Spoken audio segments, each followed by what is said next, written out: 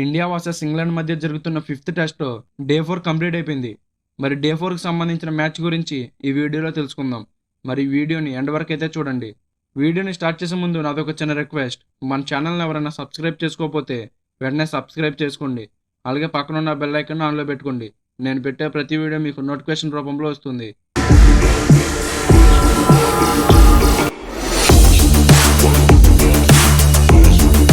Over night 50 పరుగులకు 1 వికెట్తో 4వ రోజు ఆటను ప్రారంభించిన ఇంగ్లాండ్ను భారత బౌలర్లు కట్టడి చేశారు.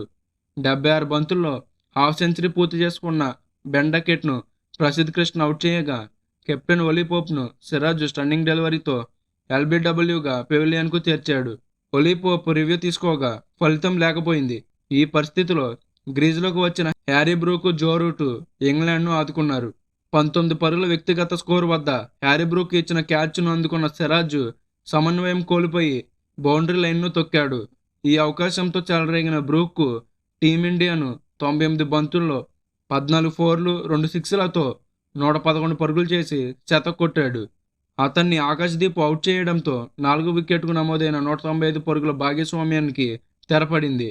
ఆఖరి సెషన్ ఆరంభంలోనే జో రూట్ సెంచరీ పూర్తి చేసుకున్నాడు. ఆకాశ్దీప్ వేసిన 69వ ఓవర్ తొలి బంతికి క్విక్ సింగిల్ తీసి సెంచరీ మార్కు అందుకున్నాడు. జో రూట్కు కెరీర్లో ఇది 39వ సెంచరీ. ఇంగ్లాండ్ విజయమే లాంఛనమే అనుకుంటున్న సమయంలో ప్రసిద్ధ్ కృష్ణ తన వరుస ఓవర్లలో జాకోబ్ బెథెల్ను, జో రూట్ను పెవిలియన్కు చేర్చి మ్యాచ్ను మలుపు తిప్పాడు. జాకోబ్ బెథెల్ను క్లీన్ బౌల్డ్ చేసిన ప్రసిద్ధ్ జో రూట్ను కీపర్ క్యాచ్గా అవుట్ చేశాడు. ఆ తర్వాత సిరాజు, ప్రసిద్ధ్ కట్టడి బౌలింగ్ చేయడంతో జెమీ స్మిత్, ఓవర్టన్ తడబడ్డారు. ఈ క్రమంలోనే బ్యాడ్ లైట్ టీమిండియాకు బ్యాడ్ లక్గా మారింది. ఇంగ్లాండ్కు కలిసొచ్చింది. మైదానాన్ని మబ్బులు కమ్మివేయడంతో బంతి 2 వైపులా స్వింగ్ అయింది.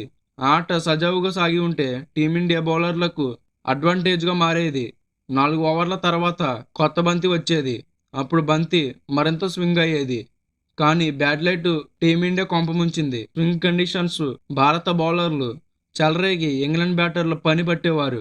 ఇక మ్యాచ్ ముగిసే సమయానికి ఇంగ్లాండ్ 76.2 ఓవర్లలో 6 వికెట్లకు 339 పరుగులు చేసింది. గ్రీజ్లో జెమీ వార్టన్, జెమీ స్మిత్లు ఉన్నారు. ఇంగ్లాండ్ విజయానికి 35 పరుగులు అవసరం కాగా భారత్కు 4 వికెట్లు కావాలి. గాయంతో తొలి ఇన్నింగ్స్లో బ్యాటింగ్ చేయని క్రిస్ వోక్స్ అవసరమైతే రెండో ఇన్నింగ్స్లో బ్యాటింగ్ చేసేందుకు సిద్ధమయ్యాడు. గాయంతోనే బ్యాటింగ్కు వచ్చేందుకు జెర్సీ వేసుకొని రెడీగా కనిపించాడు. దాంతో టీమిండియా విజయానికి 4 వికెట్లు తీయాల్సిన పరిస్థితి ఏర్పడింది. సో ఫ్రెండ్స్, ఇది డే 4కి సంబంధించిన మ్యాచ్ హైలైట్స్. డే 5 మ్యాచ్ హైలైట్స్తో మరొక వీడియోలో వస్తాను.